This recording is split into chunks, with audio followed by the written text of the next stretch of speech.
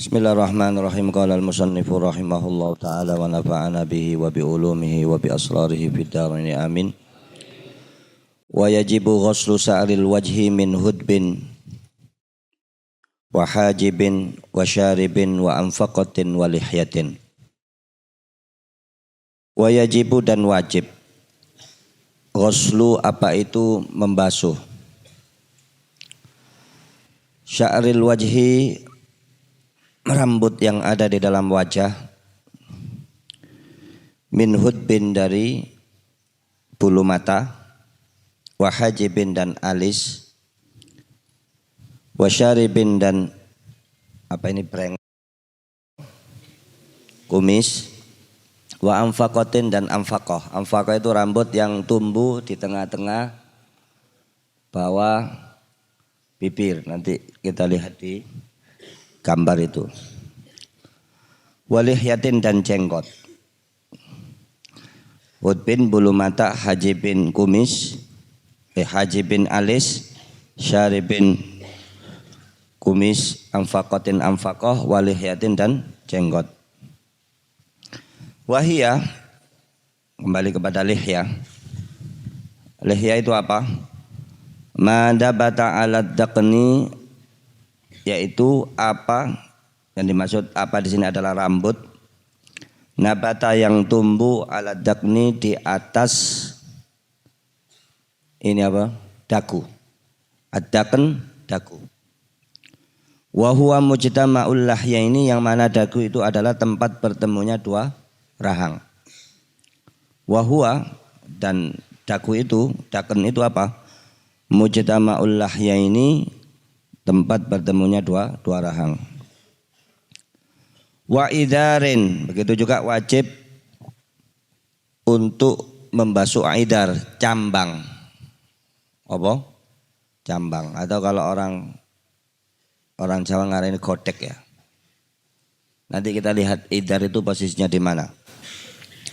Wa huwa mana bata alal azmi, yaitu rambut yang tumbuh di atas tulang, al-muhadi yang lurus, lil udun yang lurus dengan telinga. Wa aridin wa huwa man hatta, yaitu apa-apa yang turun, anhu daripada. Jadi kita ada gambar di sini, ringkasnya rambut yang tumbuh di wajah itu ada 14 macam. Tiga sendirian itu apa aja? Jenggot, kumis, dan anfaqah. Yang lainnya dua semua. Ada alis 2. Kemudian nanti ada nafkah 2. Terus ada apa lagi? Arid juga 2, sisi kanan, sisi kiri. Idar juga sisi kanan, sisi kiri. Totalnya pokoknya 17. Kalau mau kita sederhanakan 10. 10. 3 sendirian, 7 berpasang-pasang. Itu rambut yang ada di wajah kita. Semuanya wajib dibasuh. Semuanya rambut yang kalau kita katakan masuk di dalam wajah, maka hukumnya dalam wudu wajib dibasuh. Manakala tidak dibasuh maka tidak sah wudunya. Misalnya ada orang punya alis tebel, alisnya 10 cm misalnya, tapi asli, ya semuanya harus dibasuh. Sealis-alis wajib dibasuh, karena itu bagian dari wajah. Seandainya ada orang kumisnya tebal seperti kumisnya Hitler gitu ya misalnya, itu wajib dibasuh semua. Nanti dikecualikan jenggot dan cambang saja, kalau tebel. Selainnya, selain jenggot dan cambang atau brewok dan jenggot, itu nanti semuanya wajib dibasuh. Artinya bagian luar, bagian dalam semuanya wajib dibasuh. Makanya kita harus tahu. Makanya di sini ada kita bawa foto. Atau kita baca dulu ya supaya supaya selesai semua nanti, supaya tidak balik lagi ke situ. Wa minal wajhi dan termasuk dari bagian dari wajah. Artinya kalau kita katakan masuk dari bagian wajah wajib dibasuh. Khumratus syafataini, dua bibir yang merah, atau kita katakan bisa kita artikan dua bibir bagian luar. Wa maudhi'ul ghamam, begitu juga maudhi'ul ghamam. Maudhi'ul ghamam itu rambut yang tumbuh di dahi. Di sini. Biasa orang itu batuk, kalau orang Jawa ngarani batuk dahi atau kening. Nah, ini bagian dari wajah. Seandainya ada rambut di sini, nah biasa ada sih cuma tipis. Tipis adalah rambut lembut begitu ya. Seandainya pun tebal, ada orang di dahinya ini, di keningnya ini tumbuh rambut yang tebal, maka wajib dibasuh juga. Kenapa? Karena dia bagian dari wajah. Karena dia bagian dari wajah.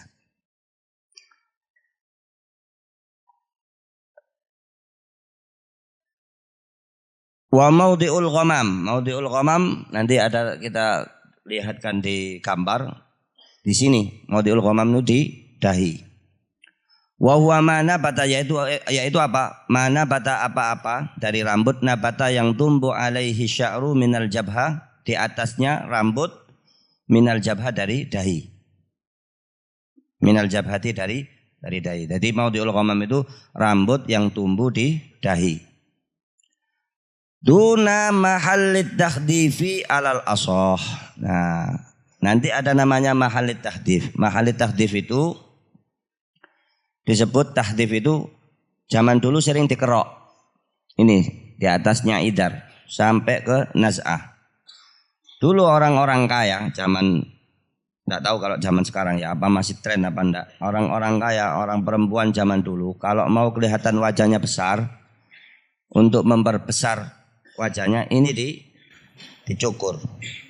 Dicukur. Makanya dikatakan maudhi'it tahdif, tempat cukuran. Kalau kita artikan letterlek, tempat cukuran. Yang dimaksud adalah rambut yang tumbuh di atas idar sampai ke naz'ah. Naz'ah itu gini, ini yang tidak ada rambutnya ini. Jadi kalau kita tarik lurus dari idar itu tadi, idar itu kan rambut yang tumbuh di lurus sama telinga, ya kan? Kalau kita tarik lurus ke atas, sampailah ke naz'ah. Ini namanya naz'ah. Ada dua kan, naz'aten, kanan dan kiri. Paham? Nah, ini dinamakan maudhi'ut tahdif. Zaman dulu, maudhi'ut tahdif ini perempuan-perempuan kalau kepingin cantik, orang-orang jahiliyah atau orang-orang kuno dulu, dia potong ini rambut yang di sini, dia bersihkan supaya apa? Supaya wajahnya kelihatan besar. Nggak tahu sekarang mungkin sudah nggak tren lagi kan, trennya ganti-ganti ya. Ininya dibersihkan supaya wajahnya kelihatan besar. Ini tidak termasuk dari wajah. Seandainya tidak dibasuh maka tidak ada masalah. Alal asoh, menurut pendapat yang asoh. Maka dikatakan duna, tidak termasuk mahallit tahdifi, tempat yang biasa dicukur, alal asohi, menurut pendapat yang asoh. Wa huwa ma nabata alaihi sya'rul khafif, yaitu apa? Nabata, yang tumbuh, alaihi, di atasnya, asy'aru, rambut, al khafif, yang ringan, baina ibtida'il idar, dimulai dari permulaan idar. Idar itu tadi kita katakan rambut yang tumbuh di tulang yang lurus dengan telinga. Wan naz'ah,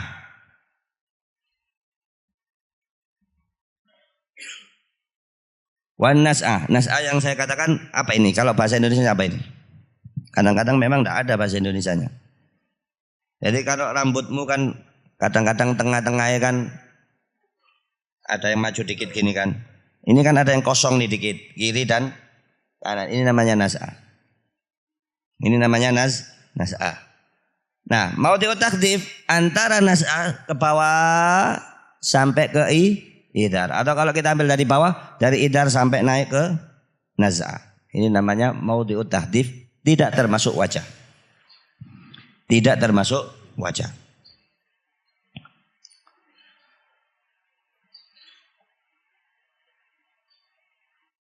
Waduna watadil udun. Dan begitu di kitabmu. Dan juga tidak yang di belakang watadil udun. Watadil udun itu putingnya telinga.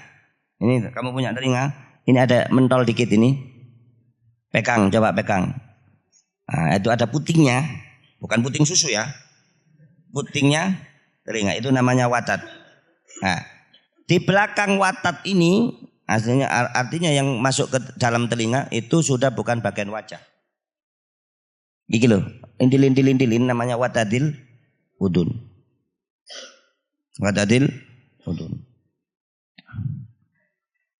Wan nas'aten. Begitu juga nas'aten. Nas'aten bukan termasuk wajah. Dia masuk kepala. Dia masuk kepala. Wahuma bayadhani, yaitu dua bagian yang terlihat putih. Terlihat putih maksudnya tidak ada rambutnya. Yaktanifani an-nasiyata, yang mengelilingi ubun-ubun. Yang mengelilingi ubun-ubun. Ubun-ubun ini tengah ini. Ini bun-bun. Yang mengelilingi kanan dan kiri namanya nas'ah. Itu nas'ah tidak termasuk wajah. Tetapi nanti ada kaidah. Kalau seandainya sulit, tidak bisa sempurna kalau tidak membasuh nas'ah, maka wajib juga. Mimbabi ma la yatimul wajib illa bihi fahuwa wajib. Kan sulit. Saat kalau seandainya nas'ahnya enggak dibasuh, sulit ini masin. Makanya kita kalau di mesisan itu pun hukumnya sunnah. Karena ada khilaf. Setiap yang dikatakan itu wajah atau bukan, tetap kalaupun dia tidak wajib dibasuh, tetapi nanti masuk sunnah. Supaya kita khurujan minal khilaf. Supaya kita keluar dari khilaf. Wa maudhi'us shalah. Wa maudhi'us shalah, dan tempat kebotakan. Ini bun-bunanmu yang tengah-tengah ini antara nas'ah. Siapa yang rambutnya mau dijadikan contoh di sini? Sefi bukan kopiamu. Nah, ini kurang jelas nas'ahnya. Yang kayak profesor mana ini? Coibat terus.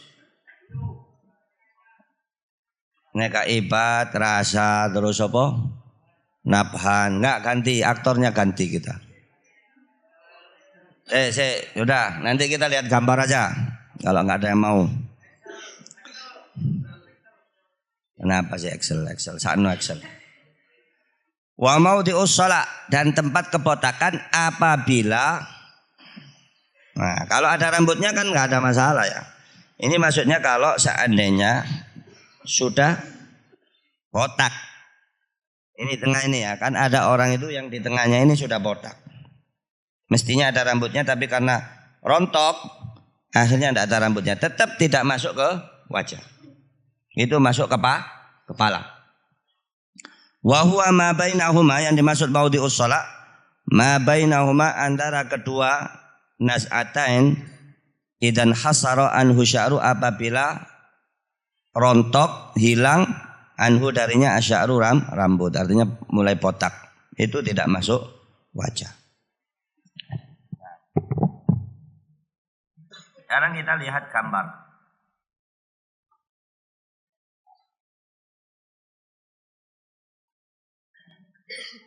Sekarang kita lihat gambar supaya kita terbayang apa iku nas'ah, apa iku idhar, apa iku hajib, apa itu syarib, apa itu anfaqah, ada nafkah. Nah ini kira-kira gambarnya begini, mungkin ya sedikit tidak kelihatan, nggak apa-apa. Yang pertama, nomor satu, ini namanya maudhi'ul ghamam atau humam. Ini tadi rambut yang tumbuh di dahi. Wajib dibasuh apa tidak? wajib karena masuk wajib. Kemudian ada namanya hajib, alis, wajib dibasuh. Kemudian ada hudub, hudub itu bulu mata. Orang Jawa bilang idep, wajib dibasuh. Kemudian ada ini pipi khot, ini bukan rambut. Nah, idar. Idar juga wajib dibasuh. Adalah rambut yang tumbuh di tulang, yang lurus dengan apa? Dengan telinga. Coba kamu pegang gini. Ayo pegang. Nah itu kalau ada rambutnya, kamu kan bukan orang Arab. Karena orang Arab semuanya rambut ini. Masalahnya kamu orang Jawa, jadi rambutnya sedikit. Nah, ini kamu pegang ada tulang yang lurus dengan telinga. Kalau ada rambut, tumbuh rambut di situ namanya aidar. Kemudian kumis, sarip wajib juga dibasuh. Nanti ada tambah juga ada namanya sipal. Sipal itu sama dengan sarip tapi yang seperti jenggotnya demang yang panjang. Jadi buntutnya kumis. Kalau kumis itu sini ya. Terus misalnya ada lebih kayak demang-demang itu film atau kalau zaman Charlie Chaplin tahu ada kumis, itu namanya sipal. Sipal juga termasuk rambut yang wajib dibasuh. Nah, ada nafkah, ada yang menamakan mumfakah. Ini anfakoh yang di tengah bawah bibir ini namanya anfakoh. Nah, kanan kirinya itu namanya nafkah. Jadi ada 3 rambut di sini. Perhatikan, yang di tengah namanya anfakoh, kiri dan kanan namanya nafkah. Semuanya wajib dibasuh. Kemudian arit. Arit ini cambang. Dari idar turun sampai ke jenggot ini namanya arit. Bewok. Bewok yang sebelah sini. Wajib dibasuh. Nafkah wajib dibasuh. Sipal wajib dibasuh. Nah ini yang wajib dibasuh. Yang tidak wajib dibasuh apa tadi? Belakang watadil udun. Belakangnya putingnya daun telinga. Tidak wajib dibasuh. Nasaten. Nasaten itu iki. Ada kiri ada yang mengelilingi ini namanya embun itu bahasa Arabnya nasya. Itu juga tidak wajib dibasuh. Karena dia tidak termasuk wajah. Kemudian apalagi tadi? Nasaten, terus mar'awatadil udun. Kemudian tahdif, maudiut tahdif. Antara idar yang lurus dengan telinga tadi naik. Nah, ini daerah ini namanya maudiut tahdif. Itu sebetulnya juga tidak wajib dibasuh. Sebetulnya tidak wajib dibasuh alal asoh menurut pendapat yang asoh. Tetapi anak-anakku, nanti setelah ini ada keterangan. Semua yang dikatakan kila annahu minal wajah, dikatakan ada pendapat itu mengatakan wajah, ada yang mengatakan tidak bukan wajah. Tetap sunnah nanti jatuhnya untuk dibasuh. Nasaten, maudiut tahdif, dibasuh aja. Karena kalaupun tidak wajib, hukumnya sunnah. Karena ada khilaf. Sampai di sini ada yang ditanya mana posisi rambut-rambut itu? Sudah jelas ya? Kumis, bulu mata, ini. Nanti yang sedikit ada beda hukumnya di jenggot dan arit. Itu kalau tebal nanti ada dispensasi. Lainnya selain jenggot dan cambang tidak ada dispensasi. Seandainya orang bulu mata padang pasir misalnya 10 cm panjang. Atau orang alisnya panjang semuanya wajib dibasuh. Tidak ada dispen karena dia termasuk dari wajah.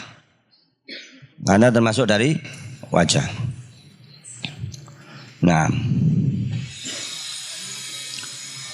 ghuslu apa disunahkan? Ghuslu membasuh. Kulli setiap makila apa saja kila yang dikatakan annahu laisa minal wajhi. Ini kan agak aneh ya. Kenapa ada kata-kata laisa?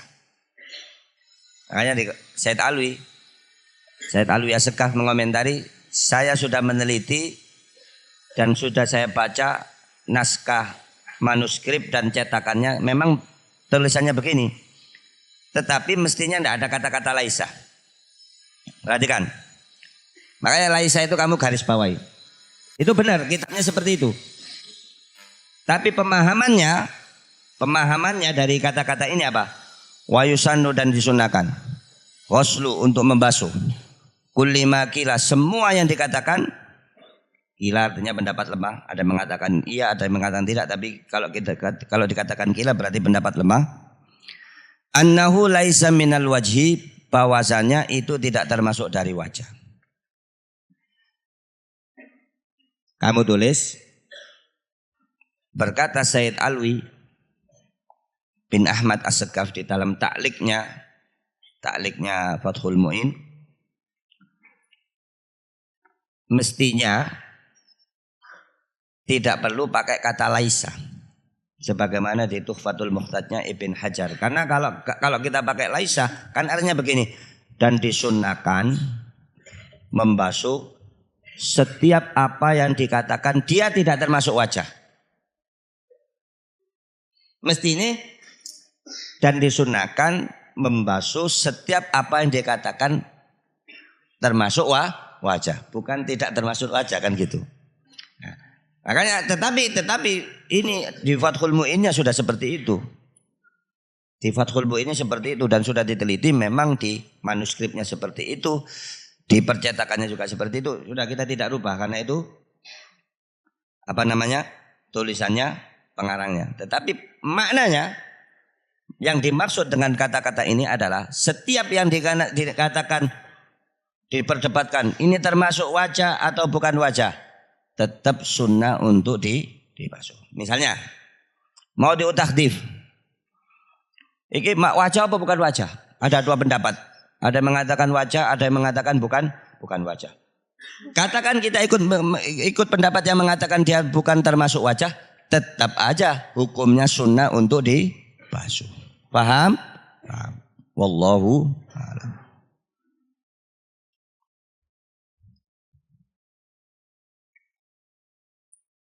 Begitu juga nas'aten, tempat potak, itu ada yang mengatakan wajib, ada yang mengatakan tidak. Wadahdif itu khilaf. Tetapi kalau khilaf tetap sunnah untuk dibasuh. Wallahu a'lam.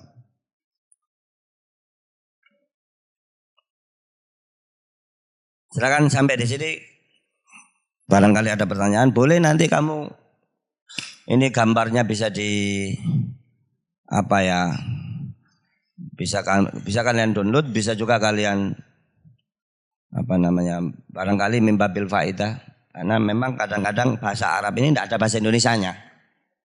Bahasa Indonesia apa angel, kadang-kadang kita nerjemahkan juga sulit karena bahasa Arab sangat-sangat rinci, sangat-sangat rinci. Paling nanti yaitu rambut antara sini dan sini, yaitu rambut antara sini dan sini, tidak ada bahasa Indonesianya.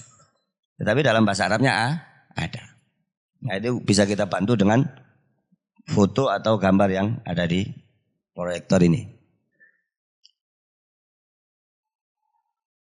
Nah, sudah. Terus. Wa yajibu ghuslu dhahiri wa batini kullin minasyu'uri sabiqah. Wa yajibu, dan wajib. Ghuslu, apa itu ghuslu? Membasuh. Dhahiri, bagian luar. Wa batini, dan bagian dalam. Kullin, setiap minasyu'uri, dari rambut-rambut as-sabiqati yang disebutkan tadi. Wa in kasufa, walaupun tebal. Wa in kasufa, walaupun tebal. Seandainya ada orang kumisnya 10 cm, tetap semuanya wajib dibasuh, luar dan dalamnya.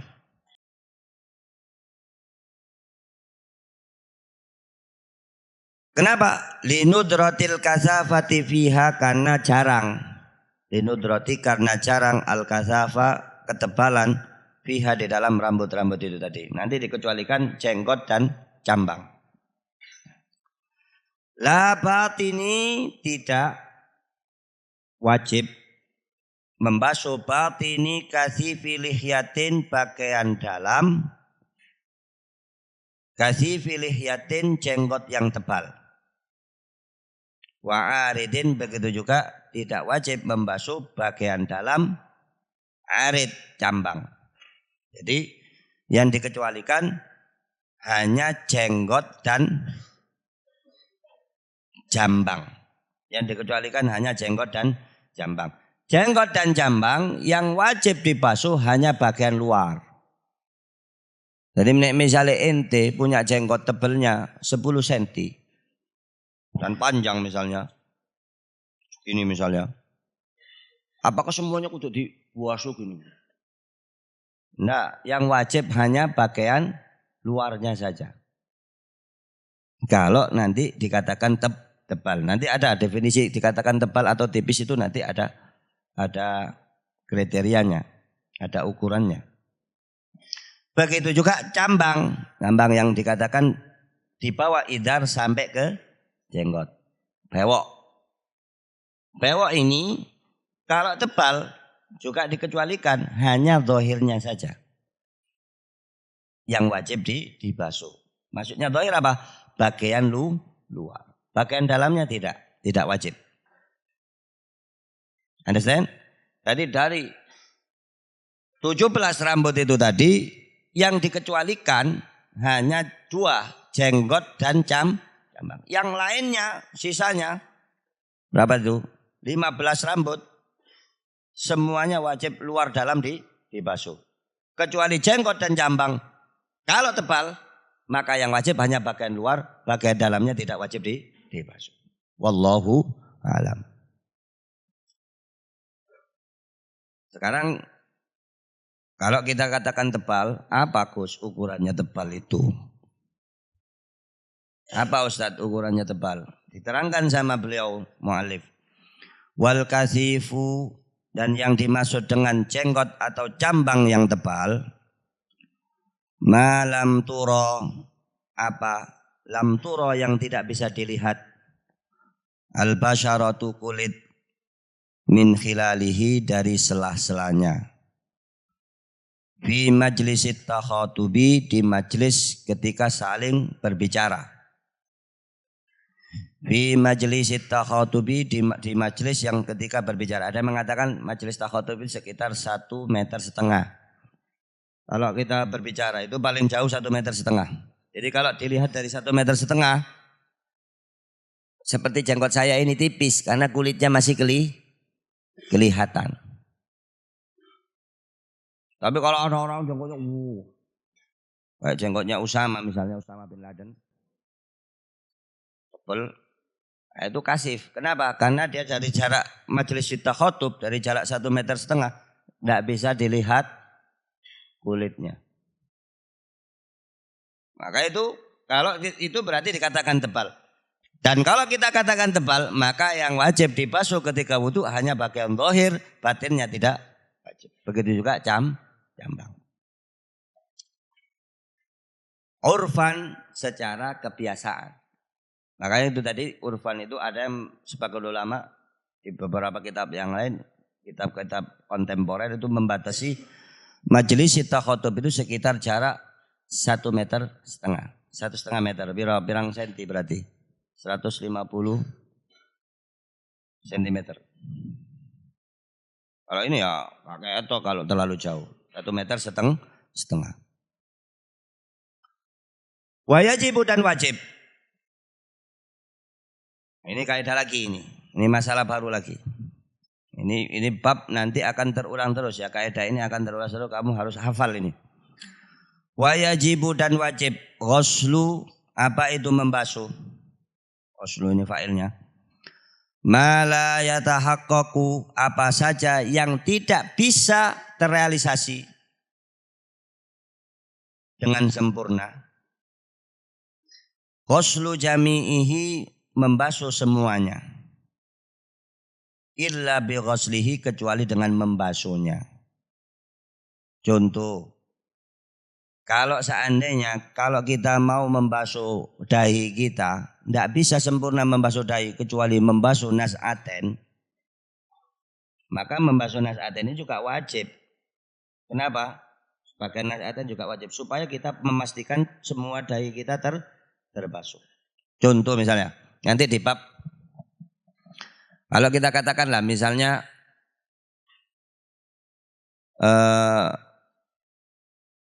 batasan orang membasuh tangan itu siku. Tapi apa ente bisa membasuh siku pas gitu? Untuk yakin siku kita terbasuh, maka ada sebagian anggota dari iki apa jenenge? Lengan yang dibasuh. Dan bisa jadi itu hukumnya wajib kalau seandainya siku tidak bisa dibasuh dengan sempurna kecuali dengan membasuh sebagian dari lengan. Nah itu nanti ada kaidahnya ma la yatimul wajibu illa bihi fahuwa wajib. Jadi harus hafal ya. Hari ini kamu harus hafal ini kaidah. Nah dikatakan li'anna alasannya apa? Li'anna karena mala apa saja la yatimu yang tidak sempurna. Al wajibu suatu kewajiban. Illa bihi kecuali dengan hal itu bahwa wajibun maka dia hukumnya juga wajib. Bahwa kamu di kitabnya ada bahwanya enggak? Enggak ada. Illa bihi wajibun begitu. Ala kulli hal. Jadi karena apa? Itu tadi saya contohkan. Misalnya membasuh janggut bainal lahya ini misalnya wajib ya. Janggut. Seandainya kita tidak bisa dengan sempurna membasuh janggut kecuali dengan membasuh sebagian dari belakang janggut, maka sebagian belakang janggut ini bisa jadi hukumnya wajib. Kenapa? Karena tanpa itu kewajiban tidak bisa sempurna. Maka untuk bisa menjadikan kewajiban itu sempurna harus pakai itu, maka hal tersebut juga dihukumi wajib. Sama seperti membasuh ini. Walaupun ini tidak wajib, membasuh di belakangnya siku ini tidak wajib, tetapi sulit bagi kita untuk ngepas kan misalnya orang wudu pas. Sulit. Maka dibasuh aja, dilebihkan. Dan itu kalau dalam wudu juga hukumnya sunnah, termasuk itolatul ghurrah.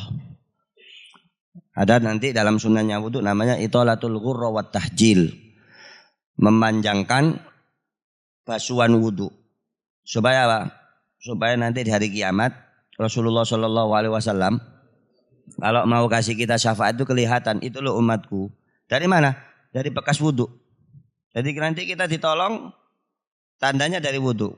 Makanya kalau wudu sempurnakan wudu itu supaya tandanya itu nanti kalau hari kiamat menjadi jelas. Makanya dikatakan ummati yud'auna yaumal qiyamati kata Nabi ghurran muhajjalin. Jadi wajahnya ini bercahaya, tangannya bercahaya, kakinya bercahaya. Min asaril wudu. Faman istata'a an yutilla ghurratahu falyaf'al kata Nabi sallallahu alaihi wasallam. Maka barang siapa yang bisa memanjangkan itu maka hendaknya dia kerjakan. Itu hukumnya sunnah. Jadi dilebihkan. Tapi bukan dilebihkan ya enggak. Pokoknya dilebihkan. Itu namanya itolatul ghurra wa tahjil. Ghurra itu di wajah, jadi diambil dari kata-kata kuda itu yang paling bagus.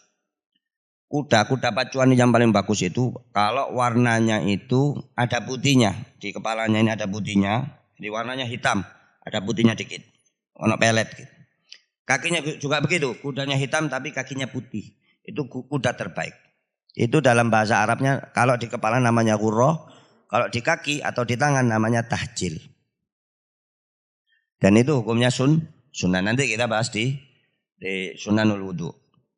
Ini kita masih masuk fardunya wudu. Jadi ada kaidah ma la yatimul wajibu illa bihi bahwa wajib atau wajibun.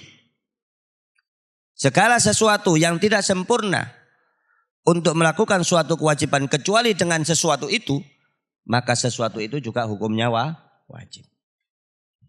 Wallahu a'lam. Wasalisu ghuslu yadayhi min kaffaihi wa dira'aihi bi kulli mirfaqin lil ayah. Ya ayyuhalladzina amanu idza qumtum ila sholati faghsilu wujuhakum wa aydiyakum ilal marafiqi wamsahu bi ru'usikum wa arjulakum ilal ka'bain. Ada di kitab. Itu di surat Al-Maidah ayat 6. Wasalisu dan rukun ketika dari rukunnya wudu atau fardunya wudu apa? Membasuh dua telapak tangan wadirok dan dua iki apa jenenge bahasa Indonesia kemarin? Lengan sampai ke siku. Maka dikatakan waslu yadaihi membasuh kedua tangannya min kaffaihi dari dua telapak tangannya wadira'ayya dan dua lengannya bikulli mirfakin dengan segenap seluruh sikunya. Jadi siku masuk. Siku masuk. Lil ayati dalilnya apa? Ayat dalam surat Al-Maidah ayat 6 ya ayyuhalladzina amanu idza qumtum ila sholati faghsilu wujuhakum wa aydiyakum ilal marafiq. Ilal marafiq. Walaupun ila ini nanti ila ini sebetulnya berbeda dengan hatta. Kalau kita nanti belajar ilmu usul fikih dibedakan sebetulnya ila itu kan sampai bukan bersama. Tetapi kenapa diwajibkan? Karena tidak bisa kita ngepasin kalau tidak dibasuh juga. Maka ilah di ayat itu bermakna hatta.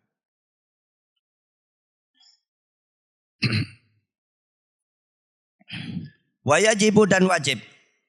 Ghuslu jami'i membasuh seluruh ma fi mahallil fardi apa yang ada di tempat fardu untuk dibasuh.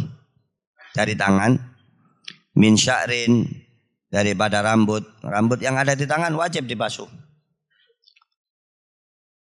Wa dhufrin dan kuku. Kuku wajib dibasuh. Seandainya kukunya panjangnya 10 meter, wajib dibasuh karena itu masuk tangan. Seandainya dia berbulu lebat seperti gorila, tangannya nih lebat, wajib dibasuh. Karena itu masuk tangan. Min sya'rin dari rambut, wa dhufrin dan kuku, wa in tola walaupun panjang. Wallahu a'lam. Far'un launas yalum'atan fan ghasalat fi taslisin insyaallah minggu depan. Silakan barangkali ada pertanyaan. Dikit-dikit insyaallah yang penting paham. Kita pelan-pelan, kita nerangkannya pelan-pelan supaya bisa dipahami. Ini nyala. Allahu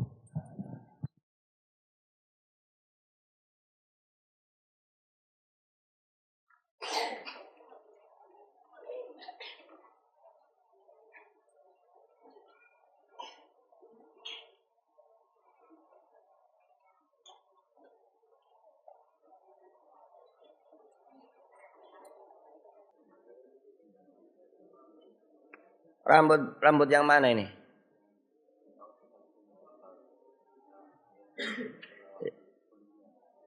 Enggak harus, wajib dibasuh. Wajib dibasuh.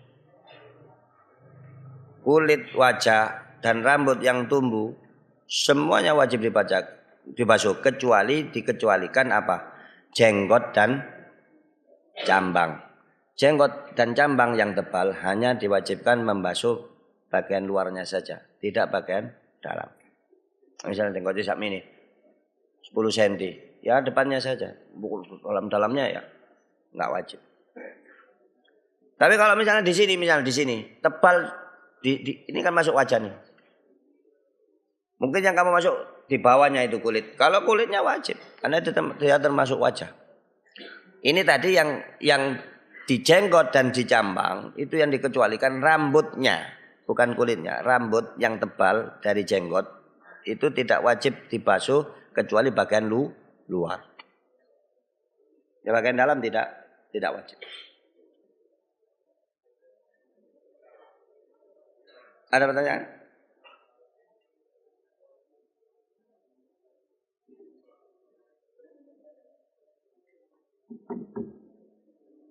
Semoga-moga tadi ilmu yang bermanfaat.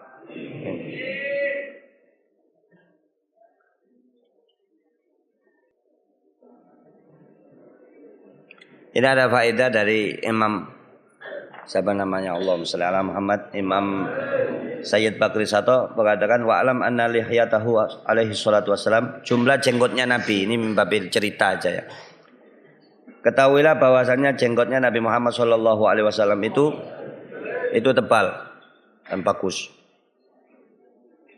Dan jumlah rambut yang ada di jenggotnya Nabi sallallahu alaihi wasallam itu 124.000 helai sebagaimana jumlahnya Nabi dan Rasul. Membabil faidah aja ini, tambahan faidah. Barangkali ada yang mau bertanya, ayo berapa jumlah jenggotnya Nabi Muhammad SAW? Sekarang ya rambutnya Nabi itu di mana-mana ada. Karena dulu kalau Nabi cukur, setiap Nabi cukur, dan Nabi tidak pernah cukur kecuali dalam keadaan umroh atau setelah kenabian ya, kecuali dalam umroh atau haji. Ini dikatakan rambutnya Nabi itu panjang, sebau. Nah, kalau Nabi itu cukur, itu sahabat itu rebutan. Ada yang dapat 3, ada yang dapat 4. Makanya sampai sekarang ada beberapa ulama yang menyimpan rambutnya Nabi Muhammad SAW. Saya alhamdulillah pernah, ini cerita aja supaya masih ada waktu. Tidak tahu ya kalau yang dibawa ke Indonesia ini asli apa tidak. Saya dulu pernah waktu di Yaman itu pernah ziarah di Yaman Utara. Ada kota di Yaman Utara namanya kota Zabid. Madinatul Ilim, tempatnya banyak ulama. Itu ada seorang ulama yang mempunyai 3 helai rambut Nabi Muhammad SAW. Dan tidak semua orang yang nemu di situ bisa diperlihatkan untuk diciumkan. Sebelum pulang ke Indonesia, saya bersama teman-teman itu 2 minggu keliling, mengambil ijazah dan lain sebagainya, termasuk mau mencium rambutnya Nabi Muhammad SAW. Akhirnya kita datang ke tempat itu, ringkas cerita, kita datang ke tempat itu, tidak dibukakan pintu karena kiainya itu atau syekhnya itu sakit. Tapi anak-anak nggak mau pulang, kita nggak mau pulang, sampai besok pun kita tunggu. Akhirnya ada cucunya keluar, nggak bisa kakek saya sakit ini dan lain sebagainya. Nggak, saya dari Indonesia jauh, besok sudah pulang ke Indonesia ini, bulan depan sudah pulang ke Indonesia. Kalau sekarang kita nggak bisa nyium rambut Nabi, kapan lagi? Nggak bisa, kakek saya sakit. Sudah bilang aja kakekmu, nanti sembuh. Ngotot orang Indonesia kan. Akhirnya kita tunggu di depan rumahnya itu, di masjidnya depan rumahnya kita tunggu sampai kemudian ya sudah, kakek saya mau karena kamu orang Indonesia, rumahmu jauh, oke. Mandi dulu, kita disuruh mandi ini dan lain sebagainya. Itu rambut dikeluarkan. Dia katakan beliau ini punya 3 helai. Dulu tidak diikat, dulu punya 3. Hilang 1 karena ada orang minjem-minjem itu kemudian diambil dimakan. Akhirnya dia sekarang kalau orang nyium dipegang, takut dimakan. Dan subhanallah kalau rambut kita, rambut orang biasa itu 100 tahun sudah hancur. Ini rambutnya Nabi tetap seger seperti zamannya Nabi Muhammad SAW. Akhirnya kita dari jarak ya dari sini sampai akhir bangunan kampung ngaji itu, anak-anak kan antri, ada yang di luar rumah, anak-anak banyak, ini satu bis sekitar 40 anak. Itu dikeluarkan, kemudian dinyalakan bukhur, asap-asap yang wangi itu, suruh baca sholawat. Nangis semua orang. Anak-anak itu nangis semua, ada yang pingsan 2. Saya membayangkan ini rambutnya tok dan hanya 2 helai rambut. Gimana kalau Rasulullahnya yang hadir? Dan sampai sekarang itu rasanya masih ada. Jadi ketika kita mencium sampai sekarang rasanya masih ada. Makanya dulu sahabat itu cerdas ketika Rasulullah tahallul, kalau ketika Rasulullah cukur itu rebutan mereka. Ada dapat 2, dapat 3. Kemudian diwariskan ke anak cucunya. Sampai sekarang banyak kan ulama-ulama. Di Mesir ada bukan ulama yang punya rambut. Rambutnya ada yang janggutnya Nabi Muhammad SAW. Disimpan. Ada orang Indonesia gak percaya, cium. Nah ini rambut asli apa enggak? Dibakar sama dia, kan kurang ajar. Ternyata tidak bisa terbakar. Masih kurang yakin, bisa jadi imitasi ini. Kemudian dia bawa korek, kan perokok itu. Dia pegang rambutnya itu, dia bakar. Orangnya sendiri cerita sama saya, tapi out of the record ya. Karena ini yang pelakunya sendiri cerita sama saya, tapi saya tidak sebutkan ustadz siapa. Dia pegang ini rambutnya Nabi, dia pegang matanya, tidak terbakar. Ketika itu yakin ini betul rambutnya Nabi Muhammad SAW. Bayangan kita, iku rambutnya dan sudah ribuan tahun. Gimana dulu sahabat itu bertemu dengan Nabi? Wajar kalau sahabat itu imannya kuat dan setiap hari berkumpul dengan Nabi Muhammad SAW. Iki loh kita orang baru lihat rambutnya udah gemeter.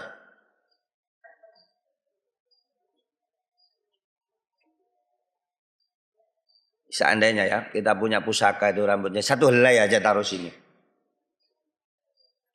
Dari rambutnya Nabi Muhammad SAW. Dan tidak hancur. Ada yang di Dubai, ada yang di Turki, ada yang di Saudi, ada di Mesir, ada di Yaman. Itu rambut-rambut yang diwariskan sampai sejak zaman Nabi Muhammad. Tidak hancur. Padahal menurut kedokteran modern, rambut manusia itu kuat-kuatnya rambut itu 100 tahun paling lama. Tapi enggak. Rambutnya Nabi Muhammad tetap, walaupun lebih dari mungkin hampir 1400 tahun atau lebih, tetap kamakan sebagaimana ketika Rasulullah SAW masih hidup. Sallallahu alaihi wasallam. Makanya kalau kita bisa mimpi Rasul sudah selesai sudah. Insyaallah mati husnul khotimah. Kalian kalau kita ini bisa mimpi Rasulullah, dalam mimpi aja ketemu Rasul, insyaallah mati dalam keadaan husnul khotimah. Karena keyakinan kita akan bertambah. Nah, masalahnya kan kita ini maksiat, kita ini nggak ngamalin sunnah, kita ini malas-malesan. Akhirnya ya ngono tok. Kalian kan nangis-nangis nek mahalul qiyam tok ya Nabi, habis itu marono kumat maneh. Kalau antasom suno nangis. Tapi ala kulli hal lumayan. Dan itu hanya ada di Indonesia anak-anakku. Mahalul qiyam, majelis-majelis sholawat yang begitu hebat cintanya kepada Nabi Muhammad SAW. Keliling dunia kamu, tidak ada kecuali di Indonesia. Jangan dimatikan. Jadi kecintaan kita kecintaan orang Indonesia kepada Nabi Muhammad istimewa. Dan diakui oleh seluruh ulama di seluruh penjuru dunia. Luar biasa. Orang Indonesia mencintai Rasulullah. Dan kalau kita luar biasa mencintai Rasulullah, otomatis Rasulullah juga luar biasa mencintai kita. Dan itu jangan. Kok ono mengatakan bid'ah, ada yang mengatakan ini, aja dirungokno. Alhamdulillah di Indonesia majelis-majelis sholawat, majelis-majelis seperti itu tidak ada. Kamu pergi ke Malaysia, kamu pergi ke Yaman, kamu pergi ke Saudi, ada yang lebih besar majelis sholawatnya dari Indonesia? Tidak ada. Itu kita syukuri dan kita pertahankan. Kalau bisa kita besarkan lagi. Karena nggak mungkin kita itu bisa cinta agama, cinta syariat kalau kita tidak cinta Nabi Muhammad. Kita harus cinta Nabi Muhammad dulu. Kita harus cinta Nabi Muhammad dulu. Baru kalau kita cinta kita mau mengikuti. Wallahu a'lam. Subhanakallahumma wa bihamdik. Asyhadu an la ilaha illa anta astaghfiruka wa atubu ilaik. Subhana rabbika rabbil izzati amma yasifun. Salamun alal mursalin. Alhamdulillah rabbil alamin. Allahumma shalli ala Muhammad